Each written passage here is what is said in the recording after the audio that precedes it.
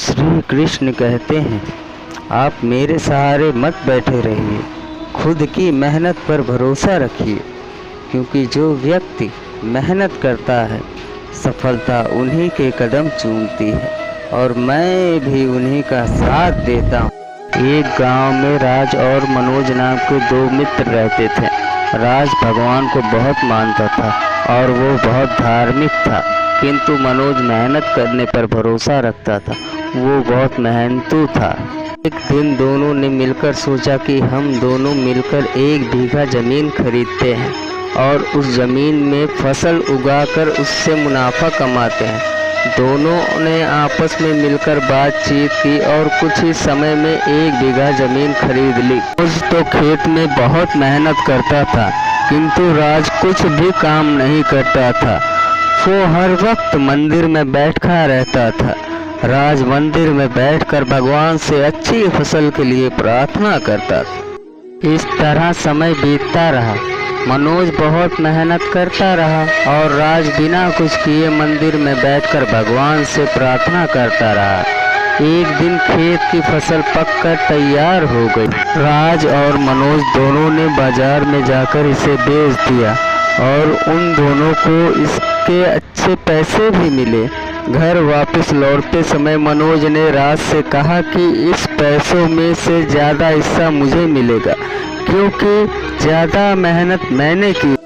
मनोज की बात सुनकर राज बोलने लगा कि नहीं, इस पैसों में से तो ज़्यादा हिस्सा मुझे मिलना चाहिए, क्योंकि मैंने भगवान से इसकी प्रार्थना की थी, तभी हमको अच्छी फसल हुई। इसको ज़्यादा हिस्सा मिलेगा, इस बात को लेकर अब दोनों के बीच लड़ाई शुरू हो गई।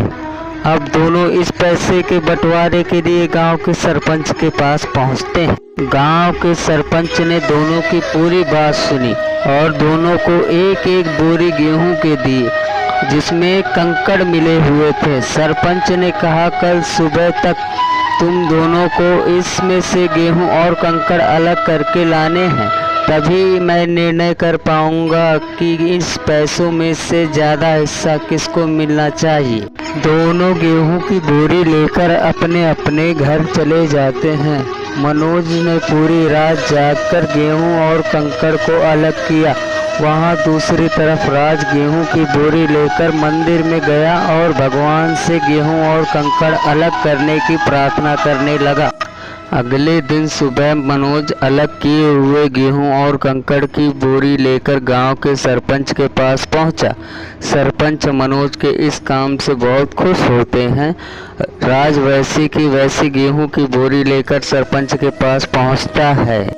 सरपंच ने राज से कहा कि दिखाओ, तुमने कितने गेहूं साफ किए हैं। राज ने कहा, मुझे भगवान पर पूरा भरोसा है कि सारे गेहूं साफ हो गए होंगे। सरपंच ने जब राज की बोरी खोली तो गेहूं और कंकड़ वैसे के वैसे ही थे। राज गेहूं की बोरी वैसी की वैसी देखकर हैरान हो जाता है। सरपंच राज को समझाते हुए कहते हैं कि भगवान भी उसी की मदद करते हैं जो मेहनत करता हो। सरपंच ने पैसों का ज़्यादा हिस्सा मनोज को दे दिया। इस घटना के बाद राज भी मनोज की तरह खेत में मेहनत करने लगा और दूसरी बार उनकी फसल पहले से भी अच्छी हुई।